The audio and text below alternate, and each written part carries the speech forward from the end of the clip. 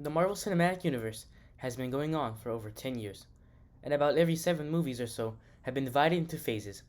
Phase 1 was pretty lukewarm, let's be honest here. It's very much Marvel Studios trying to see what works and what doesn't, and it heavily focused on solo movies, and not great ones at that. Phase 2 was where Marvel started to pick up on what works. They continued the stories of the main Avengers, while also expanding the universe to more obscure characters, for the better, such as the Guardians of the Galaxy and Ant-Man. However, Phase 3 was when Marvel truly became something special. There were barely any misses or bad movies this time around, and Marvel connected all of their properties together for the ultimate two-part showdown of Infinity War and Endgame. After these first 3 phases were finished, the Infinity Saga was officially completed, but that left a very significant question. What's next? When Marvel's Phase 4 lineup was announced, finding a common theme among the announced properties was quite difficult. The only real theme was that many old and dead characters like Vision and Black Widow were returning. That was until we watched the first 4 projects: WandaVision, Falcon and the Winter Soldier, Loki, and Black Widow. Upon watching them, 2 common themes for Phase 4 became prevalent. A. We're getting the Dark Avengers, and B. More importantly, we're getting the multiverse. It finally made sense why Marvel wanted to use familiar characters to introduce to audiences the new direction the universe was taking. But Marvel also introduced several new characters to set up future plotlines. Some characters were pretty bad, Flag Smasher, but many were awesome additions to the universe that clearly teased big storylines for the future. What's up, YouTube? JM Comics here, and today we are going over the top 10 new characters introduced in Marvel's Phase 4. The only rules are completely new characters only, besides variants from Loki, so there's no Falcon Captain America, even though that was a pretty awesome character change. And the other rule is characters are ranked based on 3 things. Number 1, how well they are played by their actor or actress. Number 2, how good of a character they have been so far. And number 3, how important they are going forward. So, let's get to the video. But first, remember to like, subscribe, and comment your top 10 Phase 4 characters down below. Starting off our list is Monica Rambeau at number 10. Throughout WandaVision, a show I personally am not a big fan of, she was the main voice of reason to Wanda, telling her that she has to face reality and that she, like Monica herself, needs to overcome her grief. Speaking of her grief, Monica gave the audience some great insight into what things were like when the blip was undone and millions of people returned to the Earth. While doing that, the show also gave us some emotional drama, since Monica had returned to her mother, Maria Rambeau from Captain Marvel's, death by cancer. During the plot of the show, Monica gains powers through Wanda's force field, but we don't really see those powers in much action, nor do we see her wearing a supersuit like she does in the comics. For now, Monica Rambeau has potential for the future and provided a great character for audiences to follow. However, they were clearly setting her up for greater things in the future, as evidenced by the mid-credit scene in WandaVision. Next on the list is Melina Vostokov, Black Widow's adoptive mother. As a character, Melina is extremely well written. Her relationships within the Black Widow family unit are all incredibly wholesome. The way she cares for Yelena and Alexei is humane and sweet.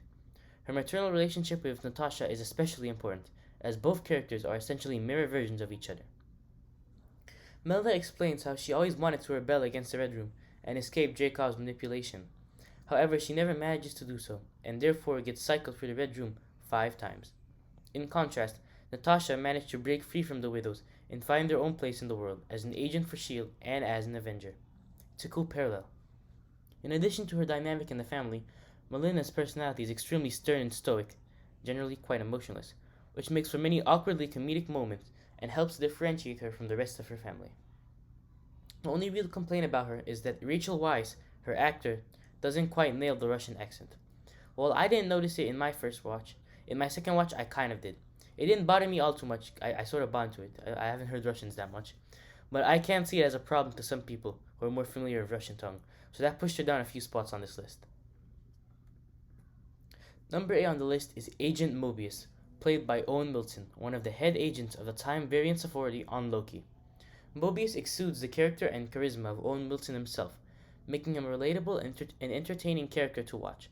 He is lighthearted and good-mannered, which helps to balance out the sinister and sneaky tone of literally every character he's surrounded by, which is usually Loki or a Loki variant.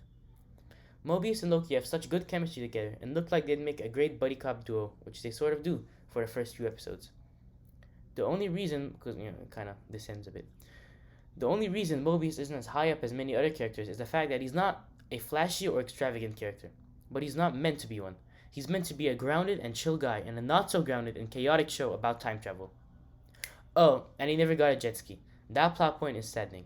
He better get a jet ski in season 2. Maybe I'll move him up a few pegs.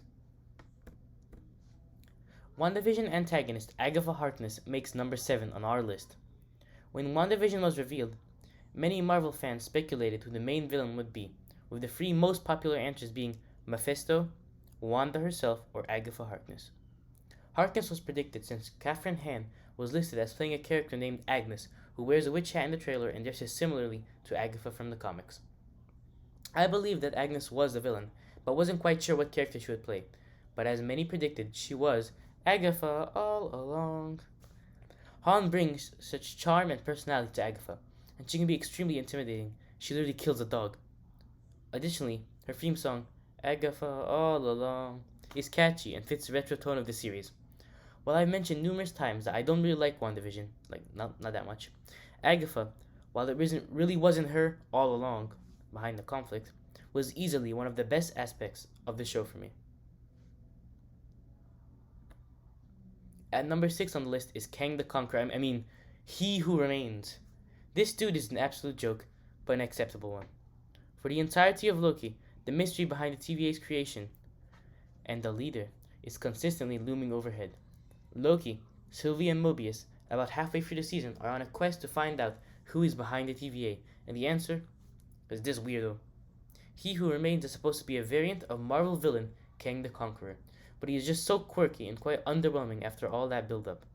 Originally, I didn't like this character, at all, but he does provide insight into the MCU's multiverse and then dies, paving the way for the real deal, Kang the Conqueror himself, played by the same actor, Jonathan Majors, which is supposed to appear in Ant-Man the Wasp Quantumania.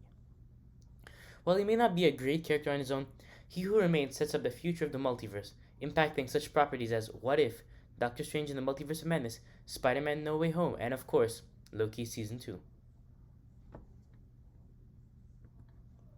Valentina Allegra de Fontaine, or I think that's how you pronounce her name, is number 5. And starting now, all of these characters could have made the top spot on this list. They are all just that good, and making up my mind meant nitpicking the tiniest of details to determine the order. Anywho, Valentina was introduced in The Falcon and the Winter Soldier, and she is basically the Nick Fury or Phil Coulson of the Dark Avengers. Also, she's called Madam Hydra in the comics, just pointing that out. She recruits the chagrin John Walker for her corporation, and she gives him his alias, U.S. Agent, as well as his black suit from the comics. She then reappears in the Black Widow after-credit scene, where we find out that Yelena Belova has been working under her influence following the events of the movie. Valentina tasks Belova with killing Hawkeye, good riddance, calling him the reason Natasha died in Endgame. Julia Louis-Dreyfus, I don't know if I'm pronouncing her name right, I don't watch Seinfeld, portrays Valentina in a surprisingly comedic way, which really works, especially considering the actress's past in comedies like Seinfeld. Valentina may not have done anything major yet, but as time goes on, especially after the Hawkeye series, she will most likely become one of the biggest villains in the Marvel Cinematic Universe. Number 4 on the list is the Red Guardian. Alexei Shostakov is definitely the most entertaining character on this list. While all of the other characters are defined by their arcs and their relationships, Alexei is just a whole lot of pure fun and hilarity. He steals every scene that he's in and elevates Black Widow over its narrative shortcomings. While his personality is what puts him so high up, his relationships are also extremely interesting and entertaining. His fatherly relationship towards Natasha and Yelena is very heartfelt, and it's kind of saddening to see him realize how bad of a father he used to be. He thought that he was doing what's best for his daughters by turning them into widows, but eventually he realizes how miserable that he's made them and grows as a character. It's also interesting to see the Captain America lore expanded through Alexei's dialogue, as he's the Russian Captain America, and he supposedly beat Cap in a fight, but no one really believes him, not the audience either. To some, while Alexei may not be the deepest or most complex character of Phase 4, he's pretty shallow, to be honest, he is the funniest one we've seen in this phase. Also, I want a spin-off or a what-if episode in the future where Alexei and Luis from Ant-Man team up. A fan can hope. Rounding off the top 3 of this list is John Walker, aka US Agent, aka Psycho Captain America. John started off as an extremely hateable character. He was self righteous, he was replacing Steve, and he was in conflict with our protagonists, who were both trying to cope with Steve Rogers' retirement on their own. Walker is played to perfection by Wyatt Russell, the son of Kurt Russell, who plays Ego in Guardians Volume 2. And it is unacceptable that the actor was sent death threats because of how much of a jerk his character was at the start of the show. The thing is, when an actor plays a villain so well that you despise him, then you know that the actor did a good job. But the threats still suck though. Don't do that. Anywho, in episode 4 of Falcon and the Winter Soldier, Walker loses his best friend slash sidekick Battlestar, who barely missed this list, to the Flag Smasher. So he runs down her sidekick and kills him with Cap's shield. This moment solidified him as a villain, but he eventually redeems himself in the finale. Walker's arc throughout the show displays just what the super soldier serum can do to individuals who can't handle it. And while I originally disliked the dude, by the end of the show he was easily the most memorable thing to come out of it, and I cannot wait for his role as a Dark Avenger. Our runner-up is Sylvie, an amalgamation of the comic characters Lady Loki and the Enchantress. At the start of Loki, Sylvie was set up as the main antagonist, a rogue Loki variant who kept killing TVA agents and planned to blow up the sacred timeline. Spoiler alert, she wasn't the villain. She was the true hero, and the TVA were working for a variant of Kang the Conqueror, unbeknownst to them. Sylvie and Loki team up and eventually find the Kang variant, He Who Remains, at the cathedral at the end of time, where Sylvie kills him, releasing the MCU's multiverse. Sylvie provides an interesting contrast to her lover, but also the same person, kind of, Loki. While Loki turned to evil deeds because of his own greed, Sylvie was forced into a life of mischief due to the life the TVA thrust upon her.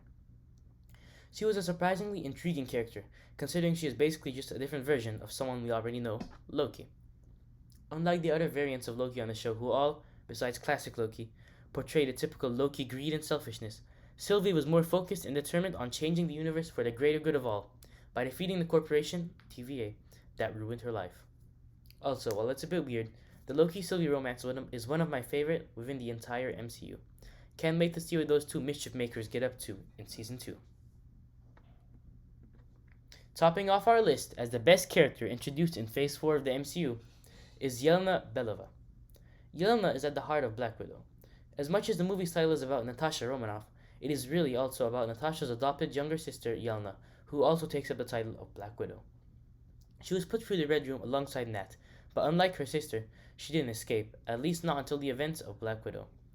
Yelena got exposed to the Widow Cure, I'm assuming that's its name, I'm gonna call it that, during a Widow mission, releasing her from Dreykov's mind control. While she resented Natasha for leaving her, Yelena still contacted her for help defeating the Red Room, leading to the events of the movie. By the end of the movie, it's Yelena who kills Dreykov, permanently ending the Red Room, but seemingly killing herself until Natasha intervened. Besides being such an emotionally intriguing character in regards to Natasha, Yelena also took after her father's sense of humor, or adoptive father's sense of humor. Similar to Red Guardian, she steals all of the scenes that she's in, and she's not afraid to quip during dangerous situations, similar to Spider-Man.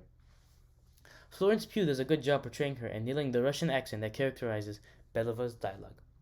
All things considered, Yelena is the most well-rounded character introduced in this phase, so far, and she's soon to reappear, this time as an antagonist, in the Hawkeye Disney Plus series this fall. Now that's my list of the top 10 characters introduced in Phase 4 of the Marvel Cinematic Universe. I can't wait to see what happens with the multiverse created by Sylvie, Kang the Conqueror becoming a major villain, and the Dark Avengers assembling of Yelena, John Walker, and more yet to be recruited villains like Abomination. Did you agree with my list? Did I miss your new favorite character, like Billy and Tommy, or Alligator Loki? If so, comment your top 10 down below. But until next time, JM Comics out.